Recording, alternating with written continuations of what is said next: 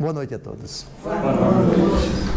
Damos continuidade ao nosso assunto tratado no encontro anterior, a providência divina e a oração. A oração que consegue tudo de Deus. A oração que nosso Senhor Jesus Cristo conferiu o caráter de infalível. Tudo o que pedirdes, eu vo-lo farei. Qualquer coisa que me pedirdes, eu vo-lo farei. Estamos ainda tratando disto. Vamos recordar os 4 últimos textos do nosso último encontro. Romanos, capítulo 8.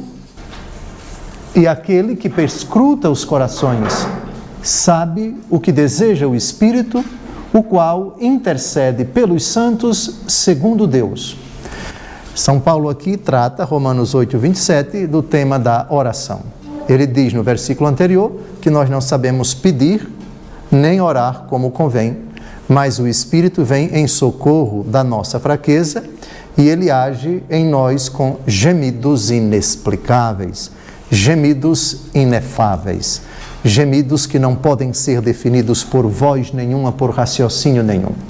Mas o que nos interessa do tema da oração infalível é o protagonista da oração infalível. Por quê? A oração em nome de Jesus é uma oração que obtém tudo. Não é o momento de recordar os padres da igreja que nós já falamos no encontro passado. Muitas explicações bonitas sobre em nome de Jesus, ou seja, com a autoridade de Jesus, com o poder de Jesus, segundo a vontade de Jesus. Mas Jesus é aquele doador do dom, do Espírito Santo. Em tuas mãos entrego o meu Espírito. E não pode ser diferente a oração em nome de Jesus de uma oração no Espírito Santo, pela força do Espírito, Espírito do Pai e Espírito do Filho. Ora, se é o Espírito o protagonista da oração, primeiro ele perscruta os corações, sabe o que deseja o Espírito e intercede pelos santos segundo Deus. Perscruta tudo, sabe de tudo, conhece tudo e intercede pelos santos, intercede por nós. Em nós ele é o nosso intercessor, segundo Deus. Vejam, há as 2 palavrinhas aqui que fazem toda a diferença no versículo 27, segundo Deus. Então, a oração no Espírito, a oração que tem o Espírito Santo como protagonista, é segundo Deus. Se é segundo Deus, não é segundo os nossos critérios. Portanto, é uma oração que sempre agrada a Deus, porque é segundo Ele. Depois a gente vai ver qual a relação, quando Deus age em nós, da graça de Deus e da nossa liberdade.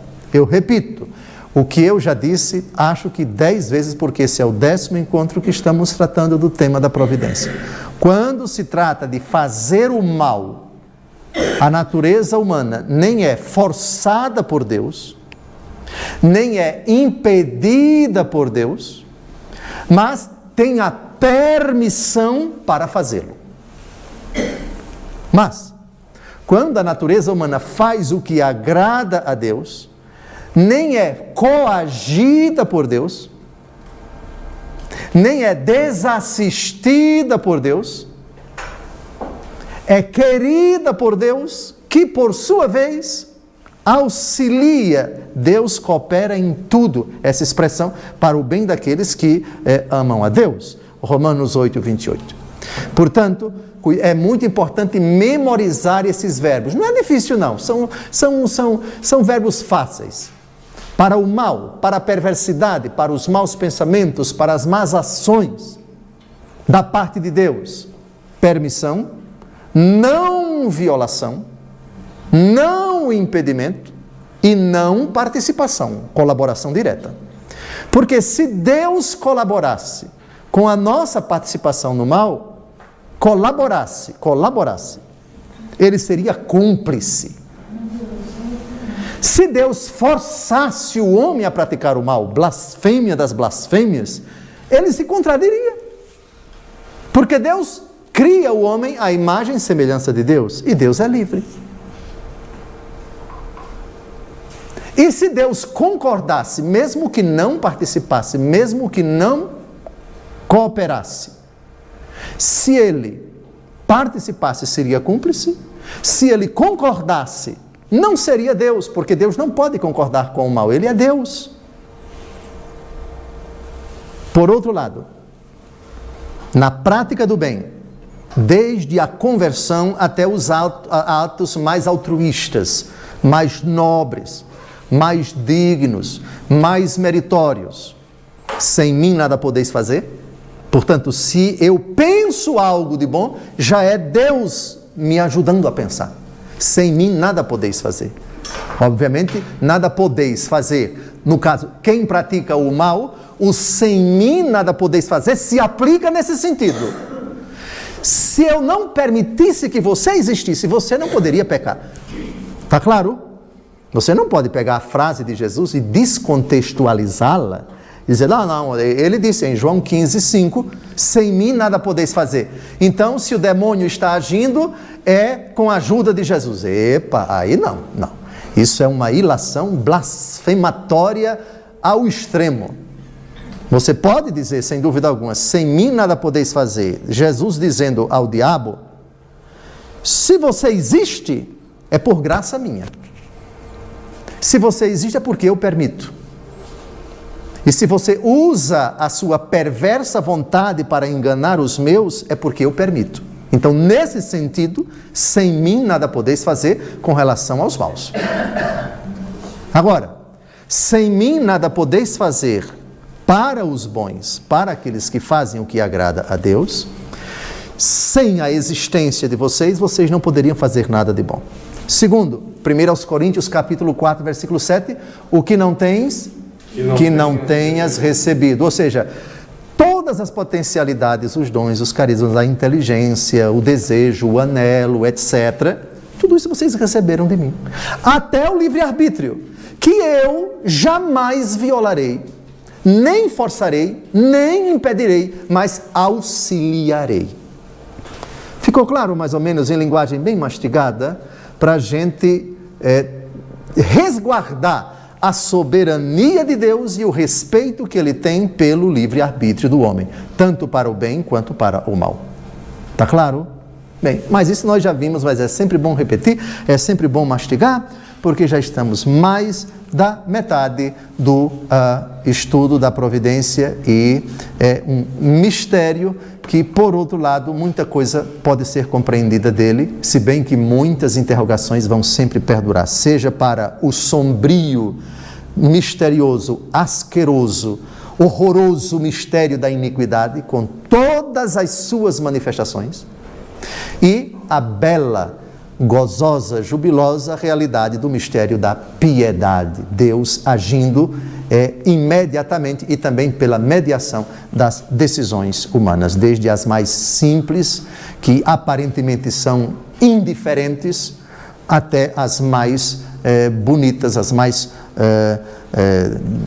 dignas de serem vistas e analisadas, etc. Mas no plano misterioso de Deus existe uma inconcebível, à luz da nossa razão, concatenação de coisas, de fatores, de realidades racionais e irracionais.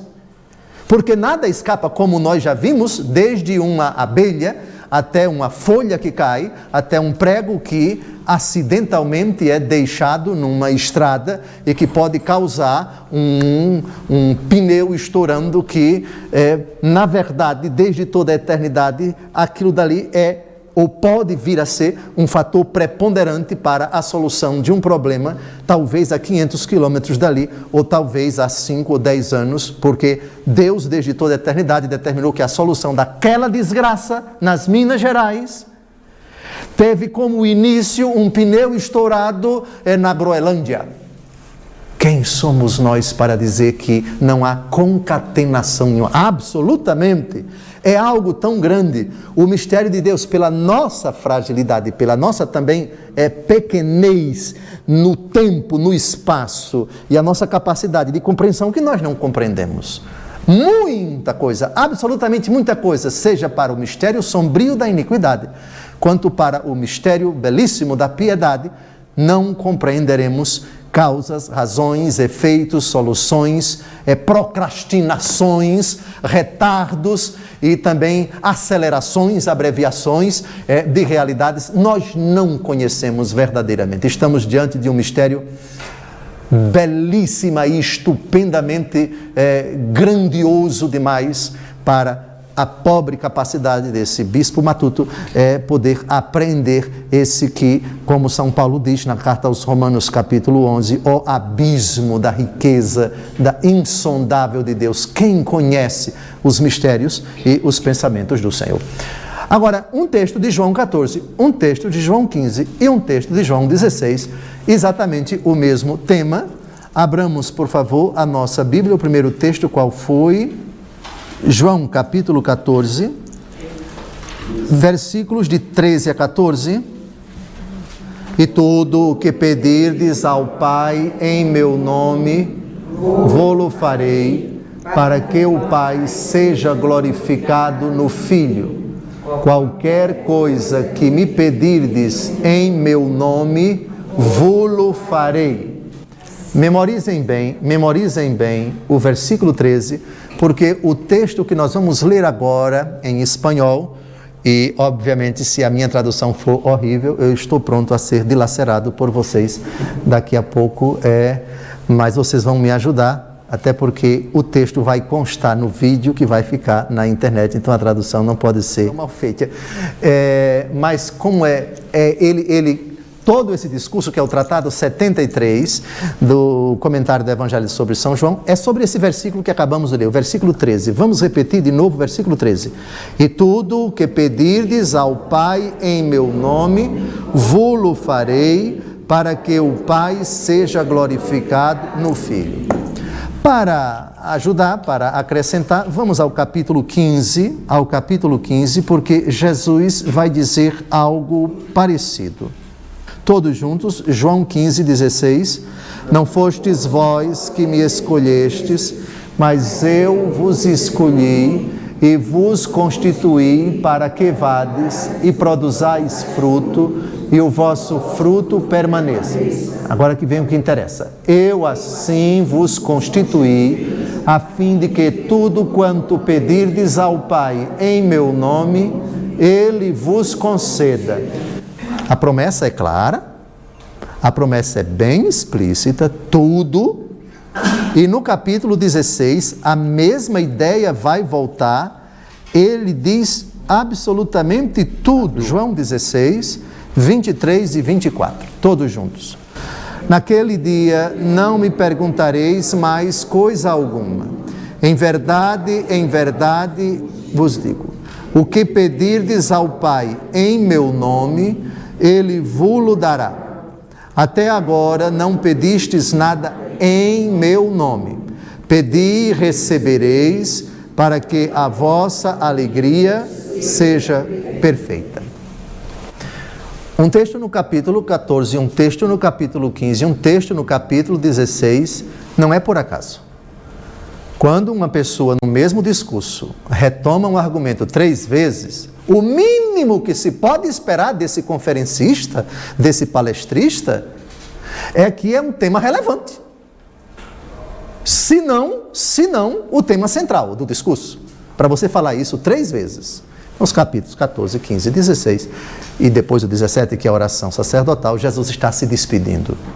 E Jesus só fala da oração em nome dele, oração que obtém tudo, exatamente na véspera da morte. E isso não é por acaso. Vamos chamar isso de testamento espiritual de Jesus. Testamento são as últimas vontades, os últimos desejos. E o testamento ele tem que ser, também do ponto de vista civil, ele tem que ser claro. Ele não pode usar palavras ambíguas, não pode usar poesia. Aquela decisão é vinculante. Com muito mais razão a pessoa na hora da morte. Aqui, com o devido respeito àqueles que dizem, não, Jesus na véspera da morte, quinta-feira santa, no cenáculo, quando disse, tomai e comei, isto é o meu corpo. Não, ele estava falando poesia.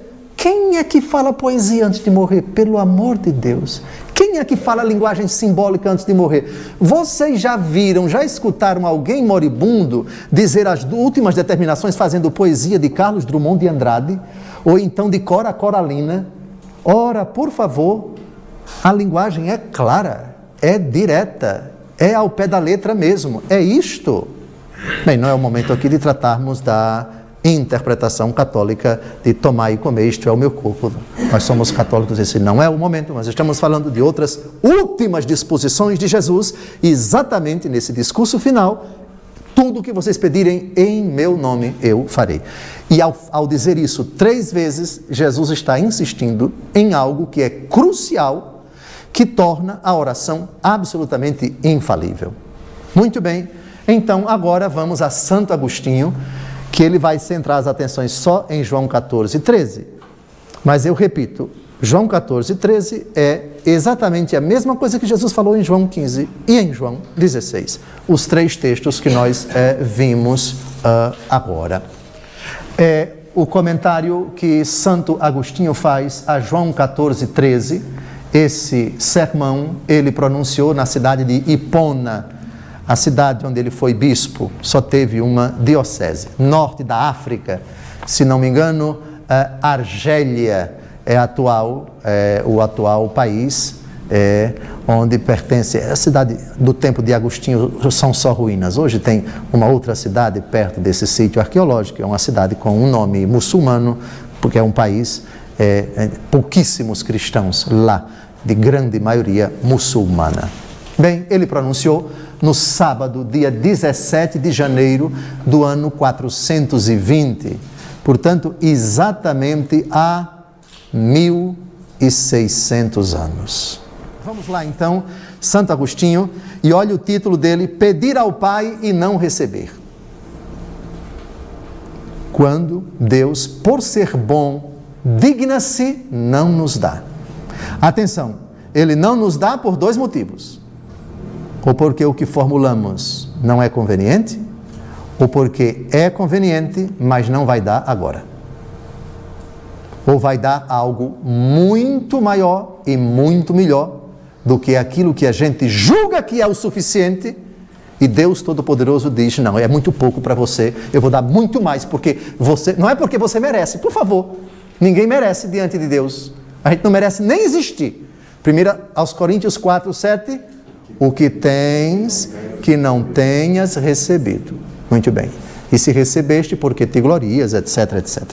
Então vamos agora à interpretação de Santo Agostinho a orar a oração em nome de Jesus. Porque é uma oração que é sempre atendida. E porque quando não é em nome de Jesus, porque ela não é atendida. Grande esperança garantiu o Senhor aos que nele confiam, quando diz: porque eu vou para o Pai, e qualquer coisa que pedirdes em meu nome, isto eu o farei. Foi, portanto, diretamente ao Pai, de forma que não abandonasse os necessitados, mas que escutasse aos que pedem. Porém, o que significa qualquer coisa que pedirdes? Porque vemos que seus fiéis pedem e quase nunca recebem. Será que porque pedem mal? De fato, isto censurou o apóstolo Tiago, São Tiago, ao dizer: pedis e não recebeis, porque pedis mal, para investir, para gastar em vossas concupiscências, em vossas imoralidades. Quem, portanto, vai usar mal o que quer receber, antes não recebe, porque Deus se compadece. Portanto, se lhe pede isto com que o homem se prejudique, escutado, por outro lado, há de se temer que ele dê irado o que propício pode não dar. E Santo Agostinho joga com as palavras e faz uma frase bonita, né? Não vemos que os israelitas conseguiram para o seu mal o que com sua ânsia culpável pediram? Com efeito, esses para os quais chovia do céu o maná, ansiavam alimentar-se de carnes, porque estavam enojados do que tinham e pediam descaradamente o que não tinham. como se não houvesse sido melhor pedir, não que se desse ao desejo inconveniente o alimento que faltava, mas que, sanado o nojo, o asco, fosse tomado o que estava presente. É o episódio do maná. Deus mandou o maná e eles não quiseram maná, quiseram carnes. E começaram a sentir saudade do Egito. No Egito nós tínhamos carne. Vejam que absurdo. Deus estava dando para eles uma coisa e eles pediram outra coisa. E não foram ouvidos, evidentemente. Muito bem. Com efeito, quando nos agrada o prejudicial e não nos agradam os bens, a Deus devemos pedir que, em vez de que Ele nos conceda o prejudicial, nos agradem os bens. Não porque é mal alimentar-se de carne, porque o apóstolo diz ao falar desse assunto: toda criatura de Deus é boa e nada há de se menosprezar, nada que se tome com ação de graças. Mas porque, como assevera, afirma igualmente esse mesmo, há mal para o homem que come com ofensa. E se com ofensa do homem, quanto mais com ofensa de Deus. Ofensa não pequena contra ele era, nos israelitas, repudiar o que a sabedoria dava e pedir o que ansiava a concupiscência, ainda que eles nem sequer tenham pedido, mas que murmuravam porque faltava. Porém, para que soubéssemos que culpável é não a criatura de Deus, mas a desobediência quanto mais e a ânsia desordenada, o primeiro homem encontrou a morte não por um porco, mas por uma fruta. E Esaú perdeu sua primazia não por uma galinha, mas por lentilhas, ou seja, item 2. O que nos interessa são os parágrafos 3 e 4. O assunto que nos interessa vai vir. Mas para a gente entender o contexto, ele vai buscar no Antigo Testamento exemplos para depois matar o coelho com uma cajadada só nos parágrafos 3 e 4. Mas vamos ainda ao parágrafo 2. Portanto, se Deus não faz algumas coisas visando precisamente o bem dos fiéis que as pedem, como há de se entender qualquer coisa que pedirdes em meu nome, isto eu farei? Será que devemos tomá-lo como dito apenas aos apóstolos? Nem pensar. Com efeito, chegou a isto para dizer, como acima ele já havia dito, acima quer dizer, ele estava comentando um outro texto no discurso anterior, quem crê em mim, também esse mesmo fará as obras que eu faço e fará até maiores do que estas. Assunto de que eu tratei no sermão anterior. E para que ninguém se atribuísse a isto, a fim de mostrar que ele mesmo faz também essas obras maiores, acrescentou e afirmou, asseverou: porque eu vou para o Pai e qualquer coisa que pedirdes em meu nome, isto eu farei. Por acaso somente os apóstolos acreditaram nele? Assim, portanto, dizendo quem crê em mim, falava a esses, entre os quais, por sua benevolência, estamos também nós, que evidentemente não recebemos qualquer coisa que tenhamos pedido. Se pensamos nestes mesmos felicíssimos apóstolos, achamos que esse que se fatigou, que se cansou mais do que todos, não ele, porém, mas a graça de Deus com ele, rogou 3 vezes, é São Paulo, rogou, pediu 3 vezes ao Senhor que se afastasse dele o anjo de Satanás, porém não recebeu o que havia pedido. Lembram que São Paulo recebeu um aguilhão na carne, um espinho de Satanás para esbofeteá-lo, e ele pediu 3 vezes ao Senhor para o Senhor o livrar? Pediu em vão. Pediu e não foi atendido. Qual foi a resposta de Jesus? Basta-te a minha graça. E aí São Paulo glorifica a Deus: quando eu sou fraco, então é que sou forte. Exatamente. Então, São Paulo pediu e não foi atendido. É isso que ele está comentando. Que diremos, caríssimos? Por acaso conjecturaremos, suporemos que nem sequer aos apóstolos ele cumpriu esta promessa onde assevera: qualquer coisa que pedirdes em meu nome, isto eu farei? E por isso, a quem cumprirá o que promete, se em sua promessa ele enganou os próprios apóstolos? Então repare que ele agora vai responder, mas antes ele armou, digamos assim, um raciocínio interessante para despertar nossa atenção. Foi buscar no Antigo Testamento, eles pediram carne, não receberam. São Paulo pediu para se livrar desse espinho na carne, não foi atendido. Isso quer dizer o quê? Que Deus não enganou, que Deus passou-os para trás, que Deus ignorou o pedido deles? Nada disso. Agora chegamos à parte mais bonita do discurso de São Paulo. Portanto, desperta, homem fiel, e escuta atentamente o que aqui está colocado. Em meu nome. O segredo está aí. Em meu nome. Assevera com efeito, qualquer coisa que pedirdes, não de qualquer modo, mas em meu nome. Portanto, quem prometeu tão grande benefício, como se chama? Evidentemente, Cristo Jesus. Olha agora. Cristo significa Rei. Jesus significa Salvador. Evidentemente, nos salvará não qualquer rei, mas o Rei Salvador. E por isso, qualquer coisa que pedimos contra o interesse da salvação, não a pedimos em nome do Salvador. Já começou a responder. E porém, Ele mesmo é Salvador, não só quando faz o que pedimos, mas também quando não faz. Porque se mostra como Salvador, ao contrário, não fazendo o que vê que se pede contra a salvação. Agora vem um exemplo maravilhoso. Com efeito, o médico sabe do que necessita o enfermo em favor de sua saúde,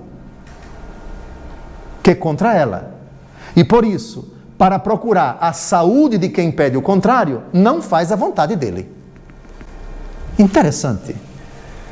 Então, o paciente com, sei lá, qual é a doença que traz açúcar no sangue? Diabetes. Muito bem. O diabético vai para o médico que já constatou, está com o exame, os resultados, tudo nas mãos, e ele diz: doutor, eu quero comer muito açúcar, eu quero que o senhor me atenda. É um pedido que ele está fazendo ao médico. O médico sabe que ele não pode atender a esse pedido. E não vai atender. E não atendendo, ele não está. Claro que está desagradando. Claro que está contrariando o pedinte, o paciente. Mas justamente porque ele gosta dele, porque ele quer o bem dele. Voltemos então de novo. O médico sabe do que necessita o enfermo em favor de sua saúde, que contra ela. Ou seja, sabe também daquilo que é contra a saúde. E por isso, para procurar a saúde de quem pede o contrário, não faz a vontade deste. Portanto, quando queremos que faça qualquer coisa que pedimos essas coisas não de qualquer modo, mas em seu nome. Isto é, pedimos tais coisas em nome do Salvador. Não peçamos, portanto, contra a nossa salvação. Se o fizer, não o faz como Salvador, nome que é seu para os seus fiéis, pois para os ímpios ele é condenador, aquele para os fiéis que para os fiéis ele se digna ser Salvador. Ou seja, para os ímpios é condenador, para os fiéis ele é Salvador. Faça, portanto, isto: qualquer coisa que quem crer nele tenha pedido, nesse nome, que é para os que creem nele, porque o faz como Salvador.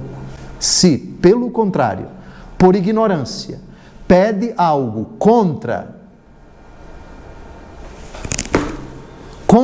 a salvação, quem crê nele, não pede em nome do Salvador, porque não será seu Salvador se fizer o que impede sua salvação. Portanto, convém Ao contrário, que não fazendo isso em razão do qual se lhe chama, ou seja, Salvador, faça então o que ele se chama, ou seja, Jesus quer dizer Salvador. Por isso, não só o Salvador, mas também o Mestre bom, para fazer qualquer coisa que tenhamos pedido, nessa mesma oração que nos deu, ensinou-nos que peçamos, para que assim entendamos também que não pedimos no nome do Mestre o que pedimos fora da regra desse magistério seu, desse seu ensinamento. Agora o parágrafo 4º responde a uma questão muito interessante. Por que eu peço e não recebo agora? Já é outro assunto. O parágrafo 3 foi o que eu peço. E o parágrafo 4 vai ser por que eu não recebo logo? Ou por que não estou recebendo agora? Por que está demorando tanto? Oração em nome do Senhor? Por favor, em meu nome. Parágrafo 4º. Realmente, ainda que peçamos certas coisas em seu nome, isto é, ainda que as peçamos segundo o Salvador e segundo o Mestre, não as faz no momento em que as pedimos. Porém, em todo caso, as faz. Ele não faz agora, mas faz. Então fará. Com efeito, pedimos que venha o reino de Deus. E porque não reinamos imediatamente com ele na eternidade, necessariamente por isso ele deixa de fazer o que pedimos. Com efeito, o que pedimos se difere, não se nega. Olha que bonito. Diferir é procrastinar, ou seja, não vai ser agora, vai demorar um pouquinho, mas eu não vou negar. Virá. Não se difere. Não se difere, mas se difere, mas não se nega. Com efeito, quais semeadores, não cessemos de orar, porque no tempo apropriado colheremos. E quando pedimos bem, por sua vez, pedimos que não faça o que não pedimos bem, porque também a isto se refere o que dissemos em idêntica oração dominical: não nos deixes cair em tentação. Interessante, ou seja, à medida em que eu peço bem, eu estou pedindo que aquilo que eu não peço bem não seja atendido. Se eu peço em nome de Jesus tal coisa, eu estou pedindo que qualquer coisa que não for em nome dele não me seja dada. Portanto, é uma oração afirmativa que ao mesmo tempo é uma negativa. Ele enxerga isso e isso é muito bonito. Vou repetir. Quando pedimos bem, pedimos que não faça o que não pedimos bem, porque também a isto se refere o que afirmamos em idêntica oração dominical: não nos deixes cair em tentação. Com efeito, não é pequena a tentação se contra a tua causa está a tua postulação. O jogo de palavras, né? Tu tentas Deus se o teu pedido se apresenta contra ti.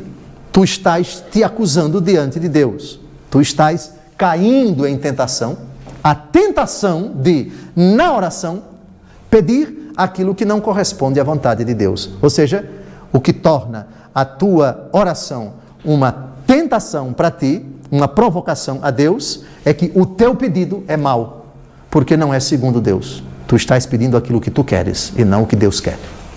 Por outra parte, para que ninguém suponha que sem o Pai vai fazer o que aos quais pedem, aqueles aos quais pedem, prometeu fazer, não há de se escutar negligentemente o que o Senhor, depois de ter dito: qualquer coisa que pedirdes em meu nome, isto farei, acrescentou em seguida: para que no Filho seja glorificado o Pai, se algo pedirdes em meu nome, isto farei. Portanto, de nenhum modo faz isto o Filho sem o Pai, pois o faz precisamente para que nele seja glorificado o Pai. E o faz, portanto, no Filho, o Pai, para que o Filho seja glorificado no Pai, e no Pai o faz o Filho, para que no Filho seja glorificado o Pai, porque o Pai e o Filho são uma única coisa. É grande, é extensa, mas em síntese, eu penso que ele intuiu a ideia central. E ele parte da etimologia de Jesus e de Cristo. Se Jesus quer dizer Salvador, eu não posso rezar em nome do Salvador pedindo alguma coisa que seja contrária à minha salvação. Por isso, tudo aquilo que eu pedir em nome de Jesus necessariamente condiz com a minha salvação, ou a salvação de outras pessoas, por quem eu estou pedindo. Logo, se eu me desvio dessa concepção da nomenclatura, do nome de Jesus, e Cristo é Rei, Cristo significa Rei, Rei, Salvador, Mestre também, se é Mestre, ensina, eu não posso pedir nada ao Pai em nome de Jesus que não condiga com o ensinamento de Jesus. Então, o parâmetro é a pessoa de Jesus, na condição de Salvador, o ensinamento de Jesus e a realeza de Jesus. Rei, Salvador e Mestre. Tudo isso São Paulo viu na expressão em nome de Jesus. Por isso é uma oração infalível, uma oração que obtém tudo, e se não se obtém agora, imediatamente, que ela vai ser concedida, vai. Bem, é claro que na hora das perguntas todos vocês poderão citar N situações que levaram vocês a rezar mesmo, e talvez até estejam rezando ainda hoje para a obtenção de tal graça, ou para o livramento de uma determinada desgraça, ou para o banimento de alguma tentação ou de algum obstáculo na vida de vocês, e certamente vão dizer, eu não tenho recebido, eu não tenho, eu não posso, obviamente, só posso defender Deus como absolutamente o providente, e nem inocente, que Deus é absolutamente inocente, sem dúvida alguma é, mas que Ele escuta as nossas preces, isso é indiscutível, e o seu plano providente de Salvador, de Mestre e de Rei, em nos conceder aquilo que, se forem bens convenientes, e pedirmos em nome de Jesus, que vai ser concedido, vai. Claro que eu não tenho respostas para o famoso caso de Santa Mônica, foram 26 anos, e de outras pessoas que estão aguardando, que estão confiando, que estão pedindo, mas se os pedidos se encaixam nessa tríplice explicação de Santo Agostinho, eu lhes garanto, vai ser atendido. A graça vai ser concedida. Não posso explicar como. Vejam, os limites da minha pobre natureza humana não permitem que eu sonde o insondável mistério da providência divina. Bem, dito isto, agora vamos mudar um pouco o enfoque e vamos tratar de uma realidade, como dizer, aqui usar um adjetivo que nem seja brando, nem seja muito forte, mas vamos nos tornar mais perplexos diante do plano da providência que o Todo-Poderoso se dignou a conceder para nos deixar perplexos quando o assunto é o coração. Romanos 9, de 14 até 18. Então vamos ler todos juntos, porque a frase que vai causar perplexidade, impacto, é a do versículo 18. Mas para a gente entender como São Paulo chegou a ela, vamos pegar aqui o contexto. Todos juntos. Que diremos, pois? Haverá injustiça em Deus? De modo algum. Porque Ele disse a Moisés, farei misericórdia a quem eu fizer misericórdia, terei compaixão de quem eu tiver compaixão. Dessa forma, a escolha não depende daquele que quer, nem daquele que corre, mas da misericórdia de Deus. Por isso, diz a Escritura ao Faraó, eis o motivo por que te suscitei, para mostrar em ti o meu poder, e que para que se anuncie o meu nome por toda a terra. Agora vem a bomba. Portanto, Ele tem misericórdia de quem quer e endurece a quem quer. Eu pediria a vocês que memorizassem quanto possível o versículo 17, porque agora nós vamos investigar no livro do Êxodo. Deus Todo-Poderoso dizendo com todas as letras: eu vou endurecer o coração do faraó.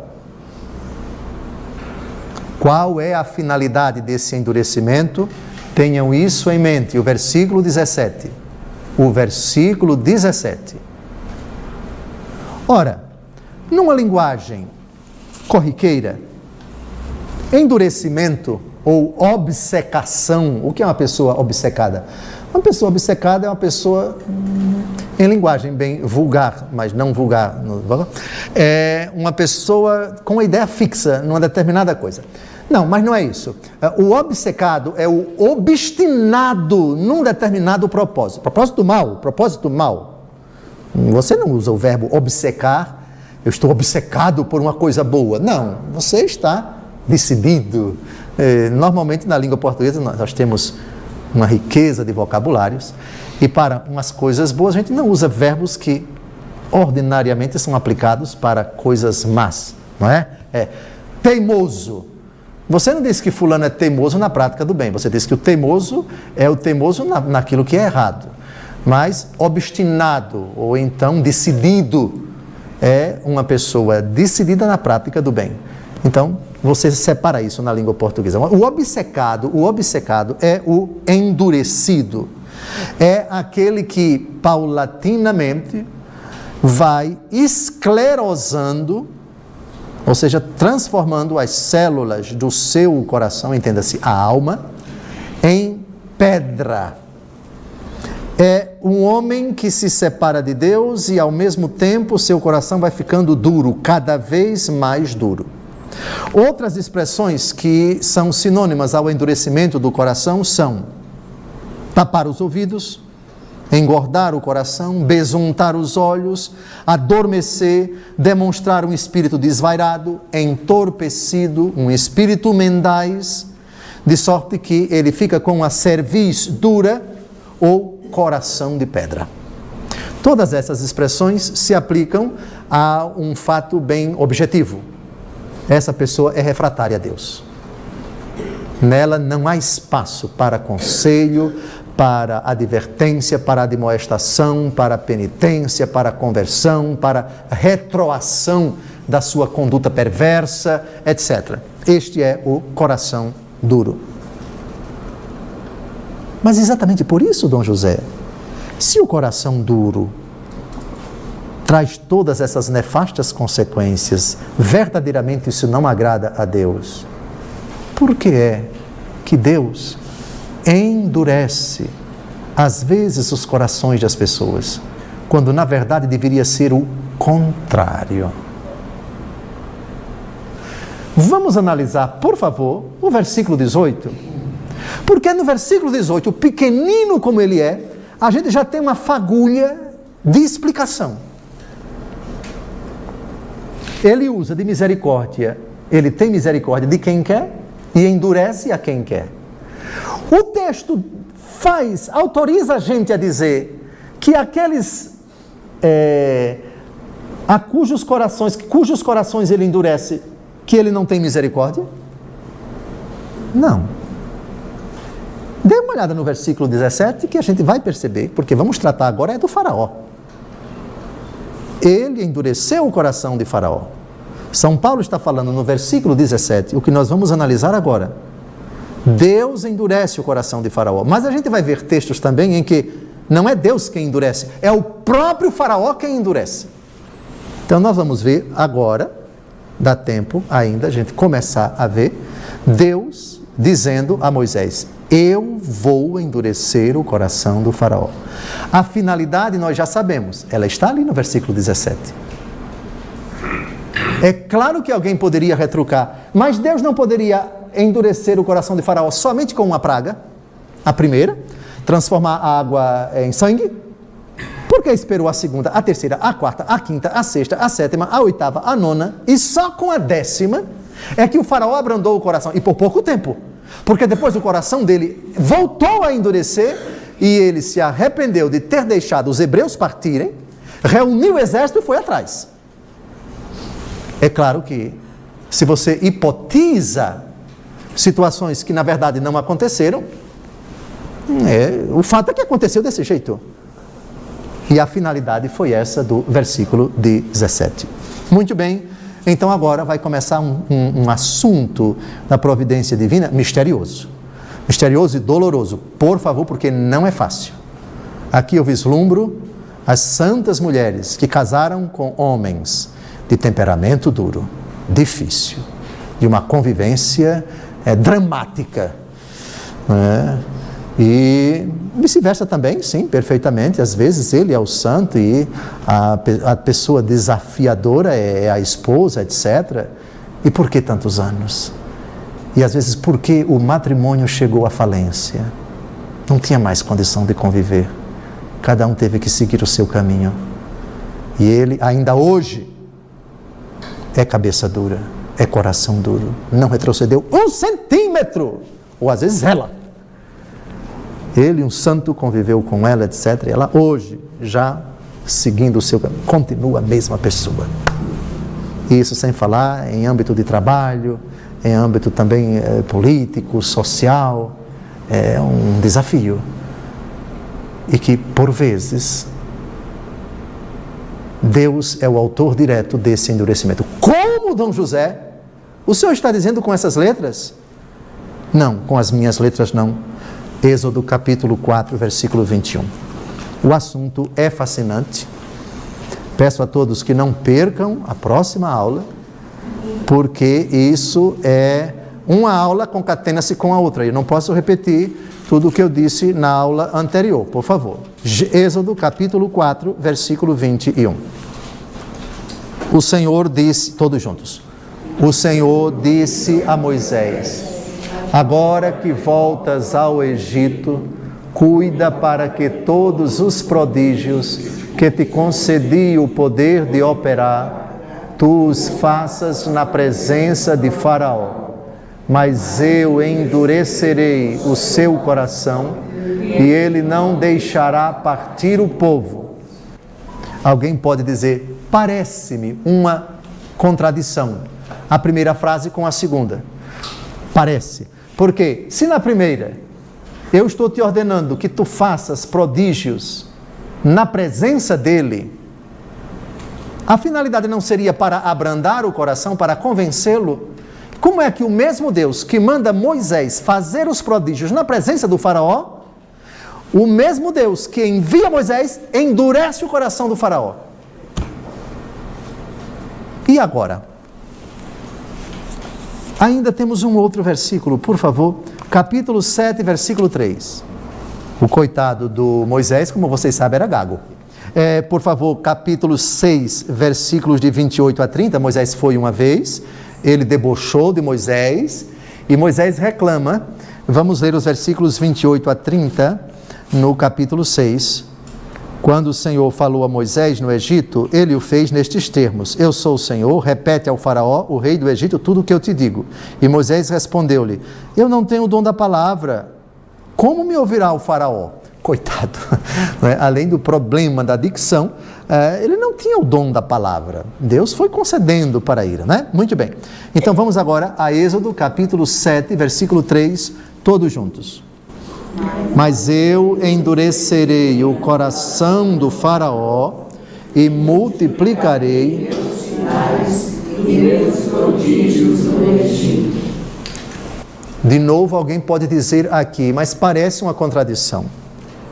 Deus vai endurecer o coração e vai multiplicar os prodígios. Qual é a finalidade dos prodígios? No caso, as pragas. Não é abrandar o coração do Faraó. Não é convencer o coração do Faraó que ele está lidando com um povo que tem um Deus todo-poderoso, que ele não brinque com esse Deus, porque mais desgraças virão. Por que então Deus se dignou endurecer o coração de Faraó? A resposta vai ser dada, mas não hoje, porque estamos só apresentando o problema. Capítulo 9, versículo 12, ainda em Êxodo. Então, reparem no contexto que a primeira praga, no capítulo 7, as águas se transformam em sangue. No capítulo 8, vem a segunda praga, as rãs. Também no capítulo 8, a terceira praga, os mosquitos. Depois vem a quarta praga, as moscas. A quinta praga, a mortandade do gado, já no capítulo 9. E aí na sexta praga, úlceras. Vejam o versículo 12, todos juntos. O Senhor endureceu o coração do faraó, que como o Senhor havia predito, não ouviu Moisés e Arão. Capítulo 10, versículo 1, Êxodo, todos juntos. O Senhor disse a Moisés: vai procurar o faraó, porque lhe endureci o coração e o de sua gente, para manifestar no meio deles. Deus aqui está dizendo de forma clara: eu lhe endureci o coração. Vá procurá-lo. É como se ele dissesse: vá procurá-lo, mas de antemão já digo que ele está de coração duro. E ele não vai ceder para você, mas vá. Que coisa estranha. É estranho? Humanamente falando, é. Capítulo 10, versículo 20, por favor. Mas o Senhor endureceu o coração do faraó, que não deixou partir os israelitas. O desavisado pode dizer: mas o que é que Deus quer? Ele quer que o povo vá embora. E está endurecendo o coração do faraó. Uma vez, 2 vezes, 3 vezes, 4 vezes, 5 vezes. Como é que se explica esse mistério, Dom José? Agora capítulo 11, versículo 10. 9 pragas foram enviadas e ele não abrandou o coração, porque Deus endureceu o coração dele. Então, capítulo 11, versículo 10, todos juntos. Moisés e Arão tinham operado todos esses prodígios em presença do faraó, mas o Senhor endureceu o coração do faraó, que não permitiu aos israelitas partirem da sua terra. Depois da 10ª praga, que é a morte dos primogênitos, o coração dele abrandou, só que voltou a endurecer. Por favor, Êxodo capítulo 14, versículo 4. Vejam, o povo já tinha saído do Egito, já estava caminhando em direção ao Mar Vermelho. E agora sabe o que é que Deus vai dizer? Eu vou endurecer o coração deles e eles vão perseguir vocês. Mas como é possível isso? Primeiro endureceu durante 9 pragas. Abrandou o coração. Os hebreus partiram. Depois, Deus volta a endurecer o coração deles, do faraó. Por favor, Êxodo 14, 4. O povo já está às margens do Mar Vermelho. Vejam agora o que acontece. Todos juntos? Endurecerei o coração do faraó e ele os perseguirá. Mas eu triunfarei gloriosamente sobre o faraó e sobre todo o seu exército, e os egípcios saberão que eu sou o Senhor. Os israelitas obedeceram. Bem, no próximo encontro, nós vamos, com a ajuda dos grandes doutores, dos grandes escritores eclesiásticos, Santo Agostinho, Hipona, Orígenes, em Alexandria, no Egito, São Cesário de Arles e outros santos doutores que têm explicações belíssimas para este assunto. No próximo sábado, no próximo encontro, nós vamos ver o quê? Nós vamos ver, já vimos Deus endurecendo o coração do faraó, mas vamos ver também que, malgrado isso, o próprio faraó, com sua vontade, quis endurecer o seu coração. Então, como explicar que Deus endureça o coração de uma pessoa? Será que Deus quer que a pessoa continue no pecado? Não quer. Então, como entender? Deus endurece o coração de uma pessoa. E mais, no próximo sábado, no final do nosso encontro, no próximo encontro, eu vou fazer um pedido para vocês. Talvez um pedido que, na oração, pouquíssimos tenham formulado. Senhor, endureça o coração daquela pessoa, para que ela não se converta. Pelo menos por enquanto. Adivinhem quem formula esse próprio pedido. Nosso Senhor e Salvador Jesus Cristo. Mateus capítulo 13.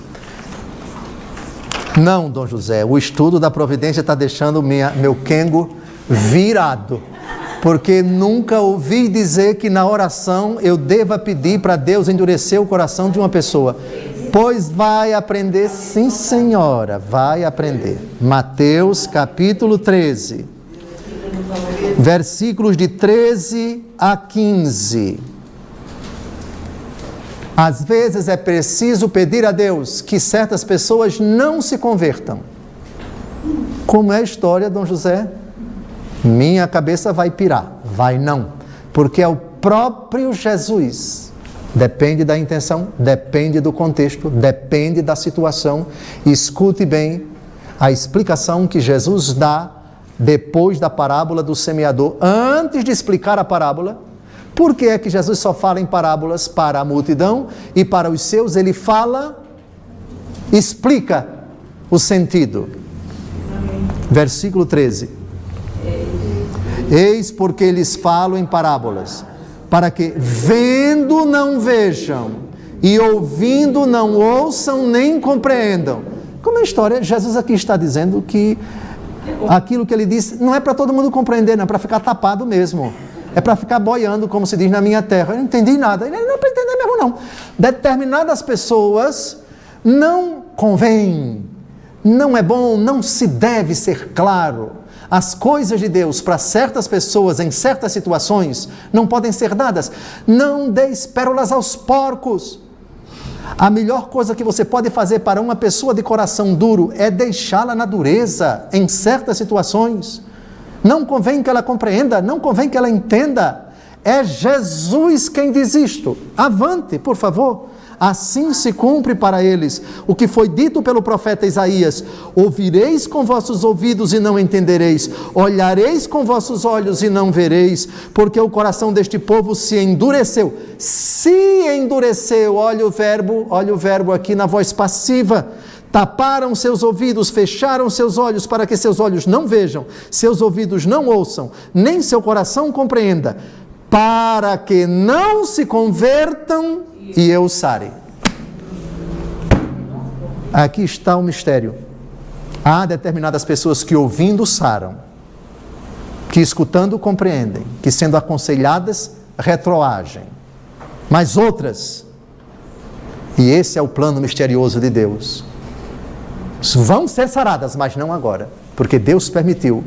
Vão permanecer duras, teimosas, tapadas, recalcitrantes, fechadas. Árvore grande, cheia de maus frutos. Pois bem, é o assunto fascinante que entramos agora. Bem-vindos ao tema da providência que nos surpreende a cada dia. Boa noite, até o próximo encontro, se Deus quiser.